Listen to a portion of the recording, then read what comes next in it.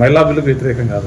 మనం ఇప్పుడు జరిగినటువంటి శాస్త్రీయ పద్ధతిగా డీలిమిటేషన్ జరుగుతలేదు. శాస్త్రీయ పద్ధతిగా డీలిమిటేషన్ జరిగితే దానికి కూడా మనం సిస్టమ్ వదున్నాం. మనం 2009లో చేసినాం. మనం ఒకటే ఆ రోజు 1976లో ఏదైతే ఫ్యామిలీ ప్లానింగ్ పెట్టిండ్రో దానికి కట్టుబడి మనమంతా కూడా అప్పటి నుంచి జనాభా తగ్గిస్తున్నాం. మనం ఆ రోజు సెంట్రల్ గవర్నమెంట్ ఉన్నటువంటి దాన్ని మనం పెట్టినటువంటి ఆచారాన్ని మనం పాటించినాం. అదే నార్త్ వాళ్ళు పాటించలేరు. ఎందుకంటే వాళ్ళ దగ్గర పాపులేషన్ బేసిస్ ఇస్తే వాళ్ళ దగ్గర ఎక్కువ సీట్లు పెరిగిపోతున్నాయి. ఈ రోజు ఒకటే ఉత్తరప్రదేశ్లో 80 సీట్లు ఉన్నాయి. ఇప్పుడు మన దగ్గర 17 సీట్లు ఉన్నాయి. మన 17 పోయి 25 అవుతున్నాయి. మన వాళ్ళ 80 పోయి 120 అవుతున్నాయి. ఇప్పుడు మన మొత్తం సౌత్లో మొత్తంలో మనం క్యాలిక్యులేషన్ చేసుకుంటే 190 సీట్లు మనకు వస్తలేవు. వాళ్ళకు దాదాపు 380 సీట్లు వాళ్ళకి పెరుగుతున్నాయి. వాళ్ళకి చాలా డిఫరెన్స్. మనకు మొత్తం 60-65 సీట్లు మన దగ్గర పెరుగుతున్నాయి మొత్తంలో. వాళ్ళకు వచ్చి 300 దాదాపు 240 సీట్లు వాళ్ళకి పెరుగుతున్నాయి. వాళ్ళు ఈజీగా మళ్ళీ ఒకసారి దొంగ దారిన అధికారానికి రావడానికి మరొకసారి అధికారానికి రావడానికి ప్రయత్నంలో భాగమే ఈ డీలిమిటేషన్ వాళ్ళకి. శాస్త్రీయ పద్ధతి చేస్తే ఖచ్చితంగా మేము కానీ గౌరవ ముఖ్యమంత్రి గారు కానీ మా నేషనల్ అధ్యక్షుడు కానీ ఆయన సిద్ధంగా ఉన్నాడు. దానికి రెడీగా ఉన్నారు. నిన్న కూడా చెప్పడం జరిగింది. డీలిమిటేషన్ ఎప్పుడు చేసినా 1971 ప్రకారం చేయాలని చెప్పి అప్పుడు యాక్ట్లో పొందపరిచిండ్రు. ఇప్పుడున్నటువంటి జగన్నాభ ప్రతిపాదన తీసుకోకుండా, ఎందుకంటే 76లో మనం ఫ్యామిలీ ప్లానింగ్ పెట్టినాం.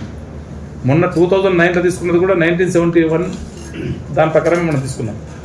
1971 సెన్సెస్ ప్రకారం తీసుకున్నాం.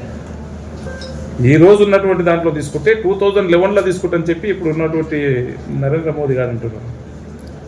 అది తీసుకుంటే మనం నష్టపోతున్నాం. దాంట్లో వద్దు. శాస్త్రీయ పద్ధతిగా ఇప్పుడున్నటువంటి మనకు మేజర్గా ఫైనాన్షియల్గా మంచి గ్రోత్నిచ్చేటువంటి రాష్ట్రాలు మనది.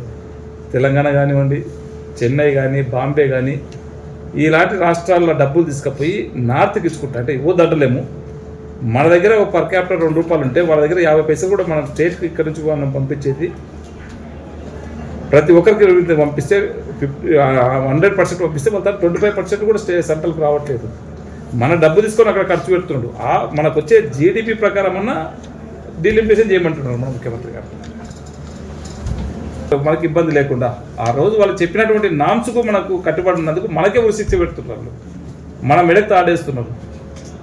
ఆ విధంగా చేయొద్దంటున్నాం. మనం ఖచ్చితంగా ఈ విధంగా ఏదైతే మరి తెలంగాణ ఉద్యమం ఎట్లా జరిగిందో ఆ ఉద్యమానికి కూడా గౌరవ ముఖ్యమంత్రి గారు మన తెలంగాణ నుంచి సారథ్యం వహించడానికి ముందుకు వస్తున్నాడు.